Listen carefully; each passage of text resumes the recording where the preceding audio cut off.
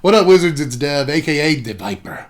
I'm here to wash and wipe your windows. Does anybody remember that old joke, even? Anyway, I got Igby with me. He's down here.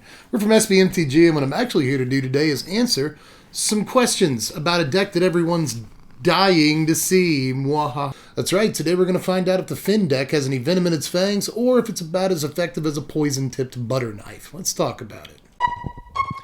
And I'm your favorite Magic Channel's favorite Magic Channel. Best believe that the professor go bananas for my deck techs. I come correct like a porn star, slicing up all these other suckers with my sword mark. And we're back. Don't worry, Igby's still down here. He's just moved further and further down as he gets comfortable. But anyway, why is a card from Homelands up 700% this week? Well, one card is to blame, and that card is Fynn, the Fangbearer.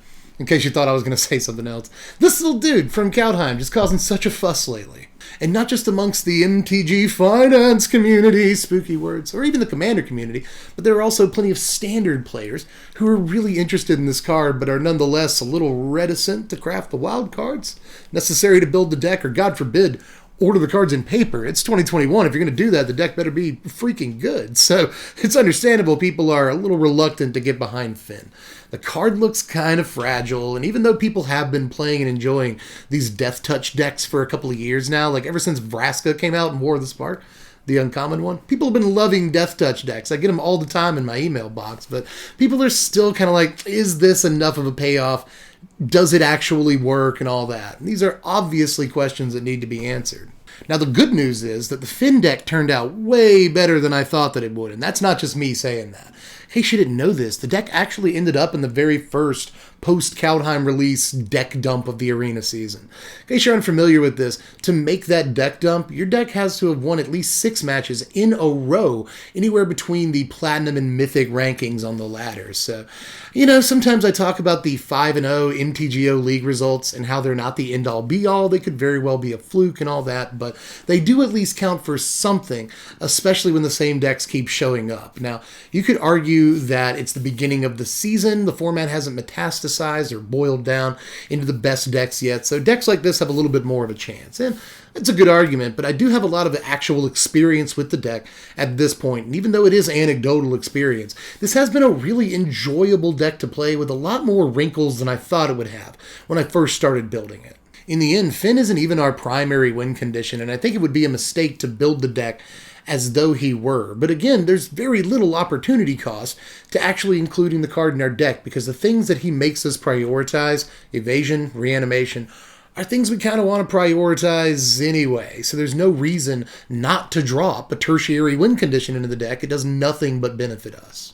But like I said, this deck actually got a better new card than Fynn, and that's Varagoth, because Varagoth is very good. Took me all day to come up with that pun. I was racking my brain, believe me. But no, I'm only playing a couple of copies of this because it can be awkward at times. It has to last a turn and attack to actually have any real effect on the board. You have to spend mana. The card goes to the top of your library and not into your hands. So there are some things I still kind of despise about this card, but I still say it's probably the best new card in the Deathtouch deck for all intents and purposes. When this boasts, this can go get a Fynn for you for next turn's attack step, which is pretty sweet. It can go get a reanimation spell, which can be problematic for the opponent, because if the opponent blocks, you've already boasted, so they lose their guy, you lose your Varagoth, but your reanimation spell that's on top of your library, you're going to get back at Varagoth next turn. Really, really cute when you go get an Agadeem's Awakening, then next turn you can bring back Varagoth and Fynn from your graveyard. Pretty hilarious stuff. And Varagoth can also just go get a removal spell or a questing beast, or whatever you feel like. So a once-a-turn tutor that your opponent's prioritized to block, but definitely kills whatever blocks it, is really, really good for this deck. Who would have thought that would be the case? It's good. It's a good card. But let's talk about the rest of the creatures in the deck, because there's a lot of them. We're playing 28 creatures in our deck, and they all have the DT keyword on them. So let's kind of start from the bottom of the curve, work our way up here with 4 copies of Foulmire Knight and 3 copies of Tajuru Blightblade. Now, with a card like Fynn in your deck, you kind of do want a fair amount of one-drop Deathtouch guys. It just kind of makes sense, because if you play a Foulmire Knight on 1, a Fynn on 2, swing in, and your opponent very likely has 2 poison counters if they didn't play a creature on turn 1, or if you're on the draw turn 2. So it's most of the time likely they're going to get some poison counters if you play a turn 1 creature into a Fynn. So you want enough of them, but you also don't necessarily want a top deck, Tajuru Blightblade on turn 7 or 8. So you don't want to play 10 or 12 of these like I kind of originally thought that you would. No, you want to have just enough that you're likely to have one in your opening hand, but not too many that you're just going to be drawing them all game. So I'm only playing 7 of them, which is in most cases enough to get one on turn 1, but not too many for the rest of the game. Obviously, Foulmire Knight is the best one-drop Deathtouch guy, like pretty much ever printed. Card draw is something we don't have a whole lot of in this deck, but we'll definitely take it if we top deck it. But moving to the 2-drops, we're going to play 3 copies of Cheville, Bane of Monsters. I can always get behind a guy with a 5 head and a ponytail. I like that. I'm taking the porn stash too, but all in all, there's more to this card than just looks, right? I mean, obviously he's a 1/3 Deathtouch, same stats as Fynn, for the same converted mana cost. A little tougher to cast, but the same converted mana cost. And obviously in a deck full of Deathtouch dudes and removal and whatnot, this should proc a couple of times a game. And again, card draw is something a deck like this desperately needs. So, and the deck is obviously racing a lot too, so the extra life comes in handy more than you would think. But mostly it's the extra card draw, and sometimes you don't mind losing one of your dudes in combat if it means that you get to draw a card. So Cheville is just a perfect card for that. Why would we not play at least 3 copies of this? And I'm honestly edging on 4. Also in the 2-drop slot here, I'm running 3 copies of Mire Triton. Not the most impressive Deathtouch dude in the world, but it does gain us a little bit of life, help us stay in the game, build a board state to eventually do something with Fynn. It throws stuff in the graveyard, which isn't super ideal, but we are running enough reanimation in the deck that putting stuff in the graveyard could benefit us later. So there are times where that matters. You know, I think that of all the other 2-drop Deathtouch creatures we have access to, and we do need to play some number of 2-drops, Mire Triton is just the absolute best, even if it's not the most attractive body in the entire world. That's not a judgment on its looks. It's 2 mana for a 2/1. I don't love that in a format full of like Spikefield Hazards and stuff, but still, of the options we could play, I think Mire Triton is pretty easily the best in the 2-drop slot. That said, a lot like Tajuru Blightblade, I don't want to be drawing this all game, and I think we can probably use that 4th slot a little bit better elsewhere in the deck, so I'm only playing 3 copies of Triton. But let's move on to the 3-drop slot, where I got to tell you we're playing Snake. We're playing Hooded Blightfang. It's still just as good as you remember. It's just like probably still one of the best cards in the deck. You know, another good reason to play a fair number of 1-drops, so they're not all the 1-drops in the world. There are going to be some small number of games where you play a 1-drop on turn 1 and then 2 1-drops on 2 into a Hooded Blightfang. And then you're kind of looking pretty good, you know, especially if you're on the play, you can really press that advantage. And obviously multiple Hooded Blightfangs on a board full of other Deathtouch creatures is always sweet. So Hooded Blightfang is still probably the actual best Deathtouch payoff in Standard. You play 4 copies of that. But then it gets a little bit more complicated from then on out because you've got a lot of other 3-drop options. But the best one to my mind is Nighthawk Scavenger, and I'm only playing a couple of copies of this card. Now, sometimes it's just going to be a 1/3, but if your opponent has a creature in their yard, it's a 2/3. If your opponent has a creature and a removal spell in their yard, 3 power. Your opponent adds a Fabled Passage to the pile, it's a 4 power dude. So I think in a lot of cases this is going to be way better than a creature like Grim Dancer. Plus, making it way better than Grim Dancer in almost all cases, is the fact that it has evasion, it has flying. So this is just much more likely to get through for combat damage than a creature like Grim Dancer, even if you give Grim Dancer the menace. That is a thing it can get, yes it is. But anyway, with a card like Fynn in our deck that pays us off for hitting for combat damage, I think evasive creatures are something we, again, really should prioritize in the deck. So I'm playing at least a couple of copies of Nighthawk Scavenger. I think it's the best 3-drop we have access to. But moving to the 4-drops here, I'm playing another couple of 2-ofs, and one of these might surprise you. I'm playing 2 copies of Vengeful Reaper in my Magic deck in 2021. Now, the card is brand new, but there are a few reasons the card excited me, and there are a few reasons the card has stayed in the deck, and those reasons are one and the same. This is not only an evasive Deathtouch creature, which I've already established I want for the purposes of playing Fynn, but it also has haste, which is massively important. You know, if we play Fynn on 2, a Deathtouch creature on 3, like a Hooded Blightfang or something. And then this on 4, we can swing with all of them, and this, again, is very likely to give the opponent poison counters. If we don't have a good 2-drop, we can foretell this on 2 and then sneak it in with another play on 4. You know, Fynn and this on turn 4 is a possibility. Surprise our opponent with a couple of poison counters after a Doomscar. It's happened in testing, so I'm telling you, Vengeful Reaper doesn't look incredible, but there are times where if you're able to sneak it in and foretell it in the early game, it comes at a massive discount because 2 mana for a 2/3 flying Deathtouch all these haste, all these abilities, is actually a really good deal. And there are even times where, especially if Fynn is on the board, you will pay 4 mana for this. So I know it doesn't look like the best card in the world, but again, we want evasive creatures in the deck, and this is one of the best in Standard. You could just play, I'm serious about that, for the Deathtouch deck at least.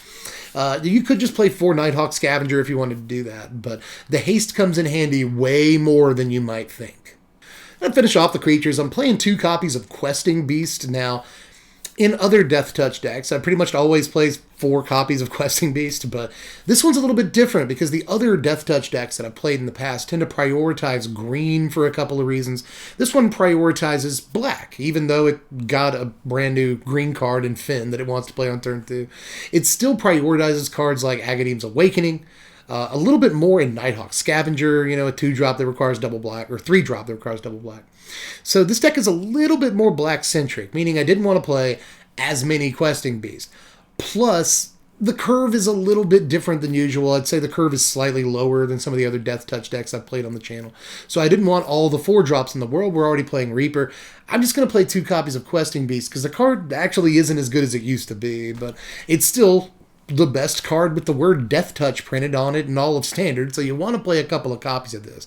That said, we're only playing, 12 or 13 green sources in this deck, so you're not guaranteed to get Beast on turn 4 every time, so another reason not to play the full 4 of or anything, and it's legendary, so I got all kinds of reasons for only playing a 2-of Questing Beast, but when it does come up, it's still pretty easily one of the best cards in the deck, if not the best, for just beating opponents' faces in, but that's not all we're trying to do anymore, but it is good at doing that. Well, let's move on to the spells in the deck, though, because we have to play some removal, and as usual, we're not playing like Heartless Act and stuff in our Deathtouch deck, at least not in the main deck. No, we're just going to play 4 copies of Ram Through and 2 copies of Primal Might in the deck. Now, Ram Through, instant speed, and use it, by the way, because you can just blow people out with this, Block your 5/5 with my 1/1, and also cast Ram Through on your other guy that's attacking. Make my 1/1 Deathtouch hit your Lovestruck Beast or whatever. Just kill 2 of your dudes on one attack. It's a ridiculous card.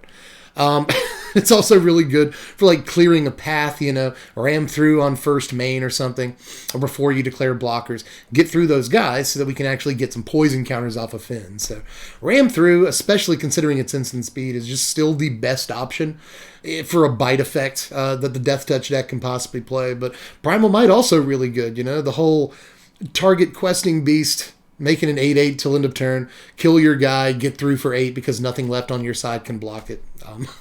That's still a really, really good play, obviously. And we've got a couple of flyers in this deck that have Deathtouch, so obviously, Primal Might plus Nighthawk Scavenger can lead to killing their guy, a couple of poison counters, whole bunch of damage, and you gain a bunch of life. It's just, Primal Might is such a sick card. We're going to carry a couple of copies of it because it just ends games outright. Now, I'm also playing 2 copies of Call of the Death Dweller and 3 copies of Agadeem's Awakening in the deck. Now, Awakening is one of the major reasons the deck prioritizes black, because bringing back, say, a 3-drop and Fynn and a 1-drop all on turn 6 or whatever, after a Shadow the Sky or Doomscar or whatever sweeper you're facing that's not called Extinction Event.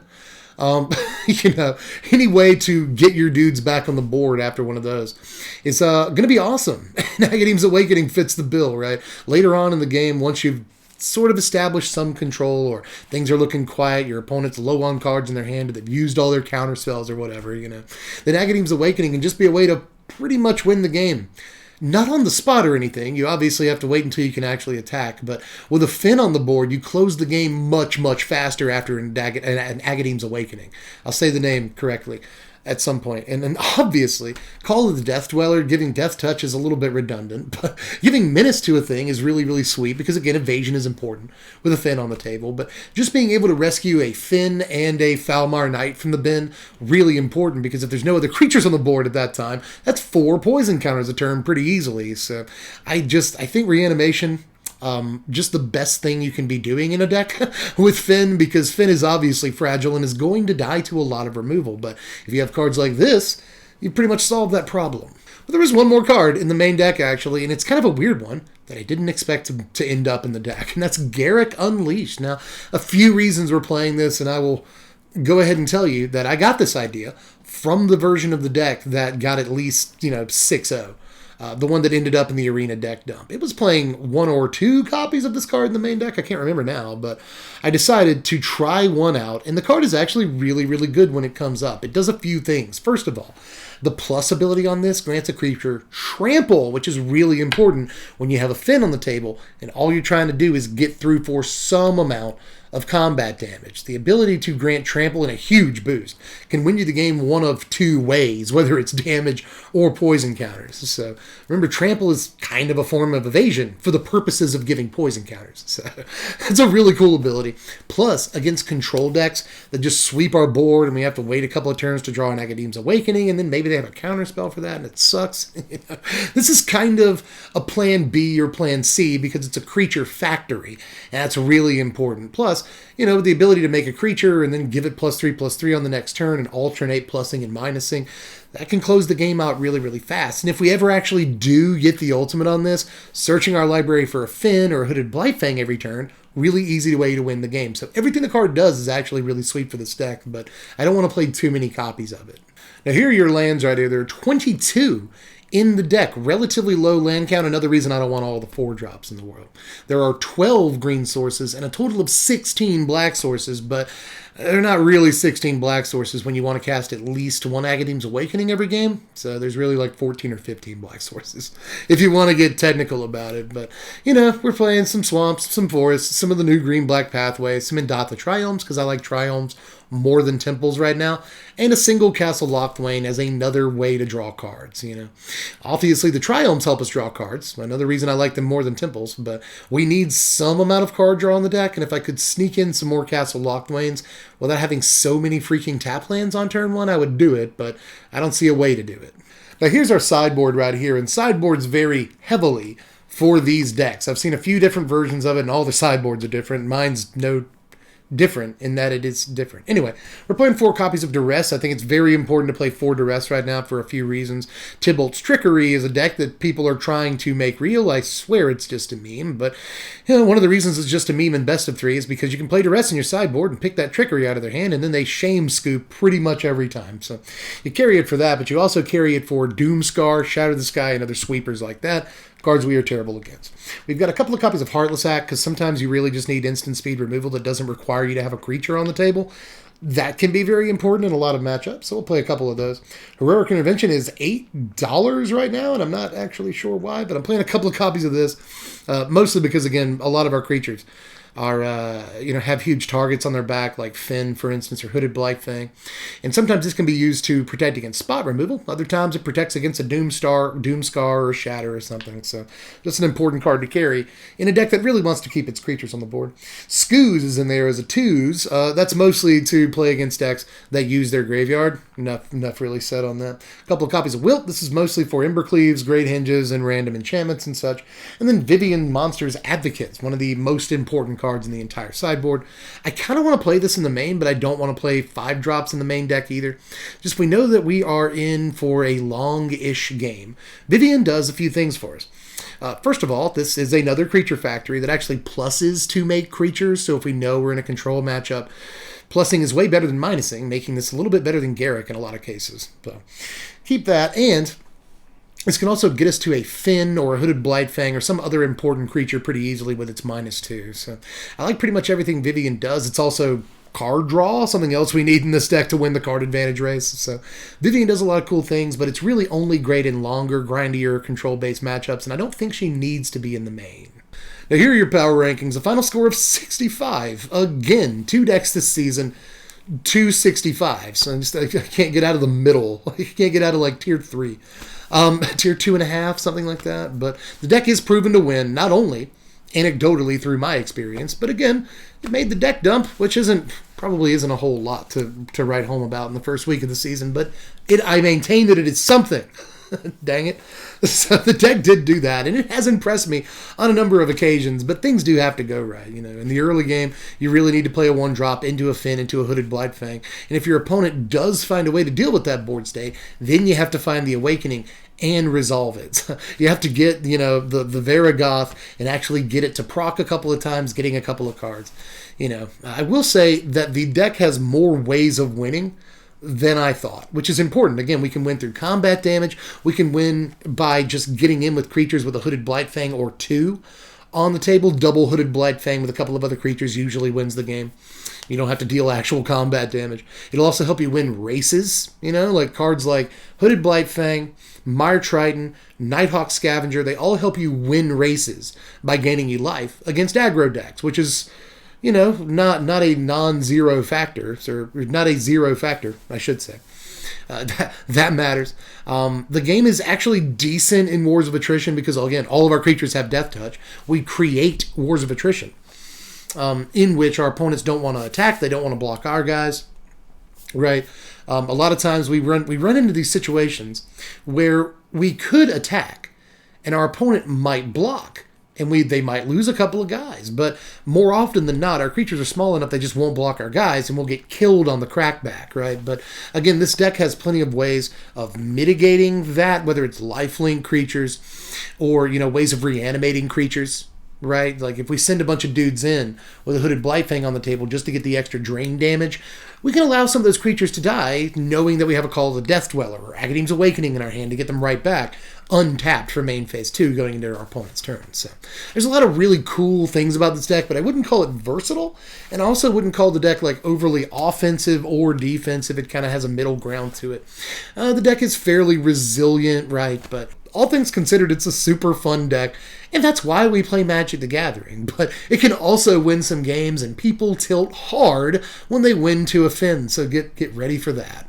But that's the deck. I hope you guys enjoyed it. I know it's the night of the Super Bowl. Isn't that what it's called? I'm not even sure who's playing. It's like the Buccaneers and the Chefs. I'm pretty sure that's who is doing it. I haven't watched football since I worked at a sports bar, and that was like 3 years ago. I have not seen a single game of football. But if you're watching me instead of that, thanks. But I'm pretty sure this video is going to be up like way after the game's over. Either way, I hope that you like it, and I hope you get a chance to get some games in with it. And if you want to check the deck out, rather than having to watch this whole video again, or like scroll through it or whatever, just click the first link in the description. I'll take you over to TCG Player, where you can view the deck list, pick up any pieces that you need, and help your boy out at the same time. But a way to help me out without any sort of monetary commitment from you whatsoever is just to like the video, subscribe to the channel. I'm trying to get up to 200,000 subscribers right now. We're at 120K, so I should probably shoot for like 125 or something, but no, we're going to get to 200,000 in the next month. And I will be severely disappointed if we don't. No, I probably won't, honestly. Do the YouTube stuff if you remember to on your way out. And if you really want to help out the channel, check out the link in the description to go to patreon.com/SPMTG. $1 a month is all I ask, and that'll let you vote on what content we do here on the channel. And on the Twitch channel, for that matter, because I also play Magic on Twitch. You want to see me do that, it's twitch.tv/SBMTGdev. I'll be playing tomorrow, which is Monday. Or actually Tuesday. I think I'll be playing Tuesday on the Twitch. But anyway, that's all I got for now. Just let me know in the comments how you felt about this. How could we have built it differently? How did you build it differently? What's yours look like? Are there any fancy tricks that you're doing to maybe make Fynn pop off a little better? Just let me know. Let all of us know down there in the comments, and I will catch you cats later. I'm Deb from The Place. Thanks for watching, my wizards. Spread love and be kind. They say a man who represents himself has a fool for a client.